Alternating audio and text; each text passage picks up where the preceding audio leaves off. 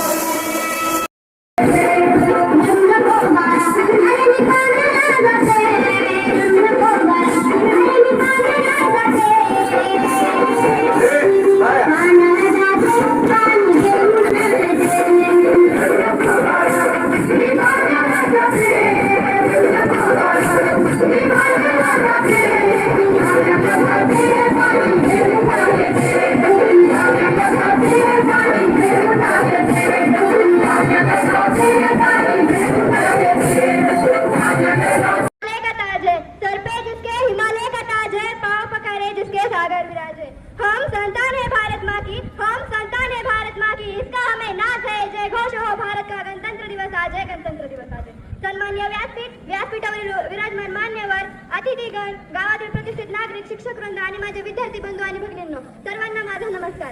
आज 26 जानेवारी अर्थातच आपल्या भारत देशाचा 77वा प्रजासत्ताक दिन. सर्वप्रथम तुम्हा सर्वांना प्रजासत्ताक दिनाच्या हार्दिक हार्दिक शुभेच्छा.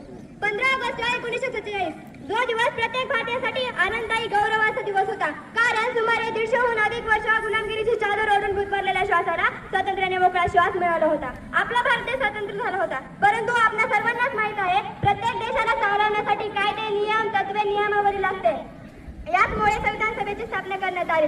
यामध्ये टोटल 299 सदस्य होते, तर डॉक्टर राजेंद्र प्रसाद या सभेचे अध्यक्ष होते. या अंतर्गत 29 ऑगस्ट 1947 रोजी मसुदा समितीची स्थापना करण्यात आली.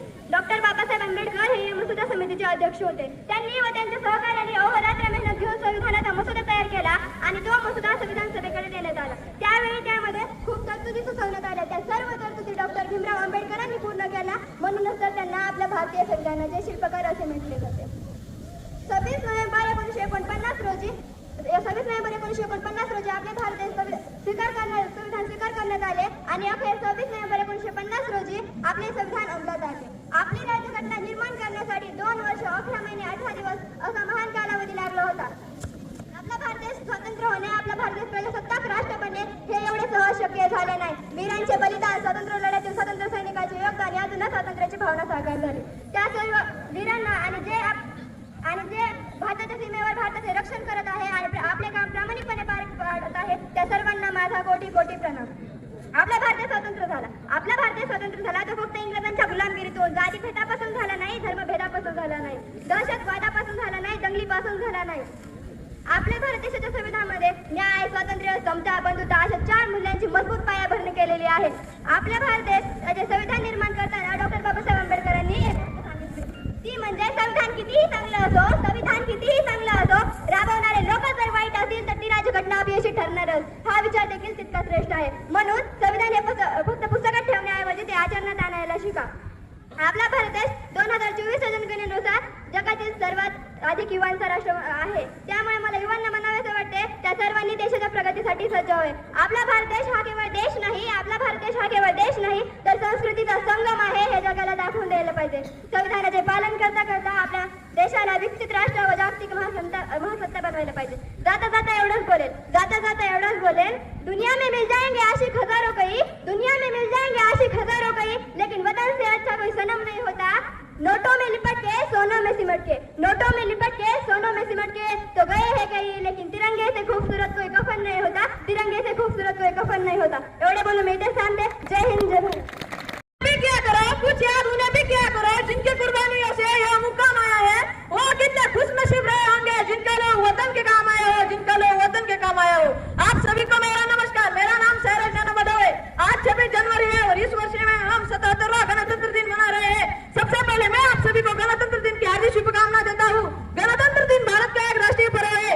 26 जनवरी 1950 को भारत का संविधान लागू हुआ था. हमारा संविधान पूरी दुनिया में सबसे बड़ा लिखित संविधान है. श्री डॉक्टर भीमराव अम्बेडकर जी हमारे संविधान के जनक है.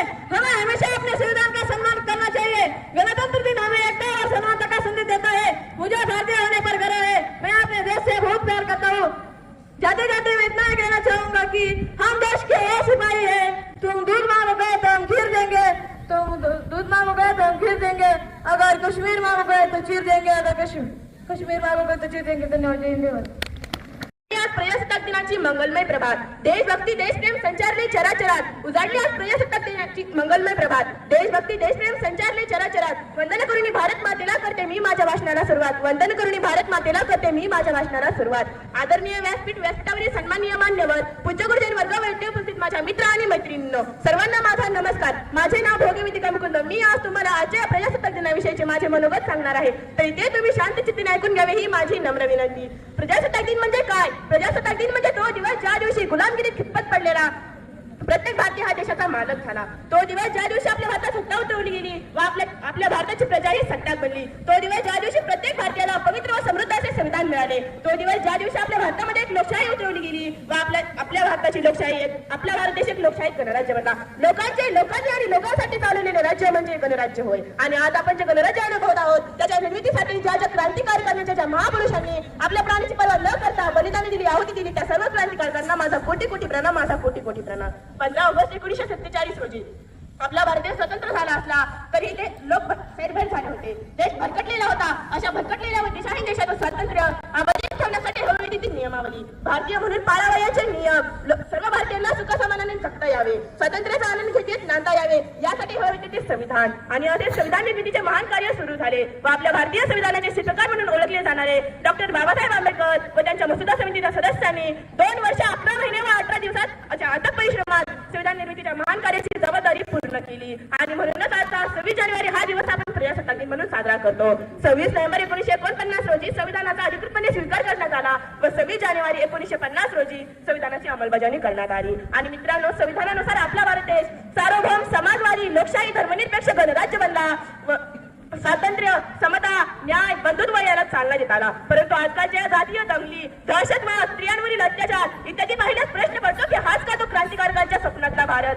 की ज्याच्यासाठी महापुरुषांनी अथक परिश्रम घेतले, आपल्या प्राणाची पर्वा न करता बलिदाने दिली. परंतु मित्रांनो, नक्कीच नाही, हा नाही. प्रजासत्ताक देशाचे स्वातंत्र्य आपण राखलेच पाहिजे व पवित्रही राखलेच पाहिजे. आपल्याला जसे संविधानाचे अधिकार माहित आहे तसे त्याची कर्तव्य जाणून घेऊन आपण त्याचा अधिकार केला पाहिजे. प्रत्येक भारतीय हा माझा बांधव आहे असे मानून जगले पाहिजे व भारताची समस्या आहे, माझी समस्या आहे असे म्हणून वागले पाहिजे. व सर्व क्षेत्रातील स्त्रियांवरील अत्याचारांचा, दहशतवादांचा नायनाट करून स्वातंत्र्याला व संविधानाला आपला अभिमान वाटेल असे वागूया. म्हणून मी जाता जाता एवढेच म्हणे, तिरंगी आमचा भारतीय झेंडा उंच उंच फडकू, तिरंगी आमचा भारतीय झेंडा उंच उंच फडकू, प्राणपणाने लढून आम्ही शान याची वाढू, प्राणपणाने लढून आम्ही शान याची वाढू. एवढे बोलून मी ते थांबते. जय हिंद, जय भारत.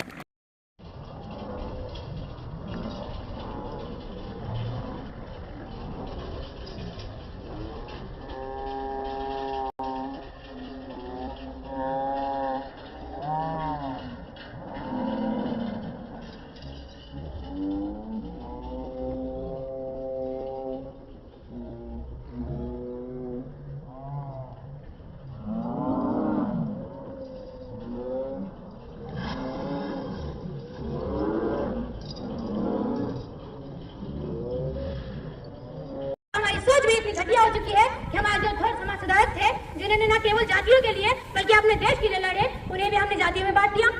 जब नाम आए डॉक्टर बाबा साहेब अम्बेडकर का तो हमें पहले दलित समाज याद आ जाता है।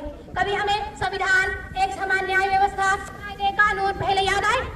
अगर नाम आए डॉक्टर एपीजे अब्दुल कलाम का तो हमें सबसे पहले मुसलमान याद आ जाता है। कभी हमें परमाणु शक्ति, वैज्ञानिक, मिसाइल मैन, बच्चों युवाओं का प्रेरणा याद आया नहीं ना। यहाँ तो हमारी सबसे बड़ी गलती होती है। आज हमारे देश की क्या समस्या है, उस पर क्या उपाय करने चाहिए, यह सोचने की बजाय हम जातियों में उलझे। हमारे देश का युवा महंगाई है, महंगाई है कि रुकने का नाम नहीं लेती। 2014 में ही पेट्रोल बिकता था 55 रुपए प्रति लीटर, आज वही पेट्रोल 100 रुपए प्रति लीटर बिकता है। क्या निद्रा में सोने वाले जाग जाए, इससे पहले कि तुम्हारी नींद का इस रस को ले न डूबे, इससे पहले कि तुम्हारी नींद का इस रस को ले न डूबे। इस मुल्क को खतरा न हिंदुओं से है न मुसलमानों से है। अरे इस मुल्क को खतरा न हिंदुओं से है न मुसलमानों से है। इस मुल्क को तकलीफ है तो बेईमान और गद्दारों से है, बेईमान और गद्दारों से है। तो मैं इन बेईमानों और गद्दारों से कहना चाहूंगी कि हवाओं में शहर बोलने वालों, फिजाएं हमारे इशारों से बदलती है। तुम क्या तस्वीर बदलोगे मेरे हिंदुस्तान की? शेरों के जिगर में माँ भारती बसती है, शेरों के जिगर में माँ भारती बसती है। आइए इस गणतंत्र दिवस पर मिलकर एक वादा करें, हम नफरत नहीं फैलाएंगे, अपने ईमान को कमजोर नहीं पड़ने देंगे। और जब देश पुकारेगा तो सबसे आगे खड़े मिलेंगे, सबसे आगे खड़े मिलेंगे।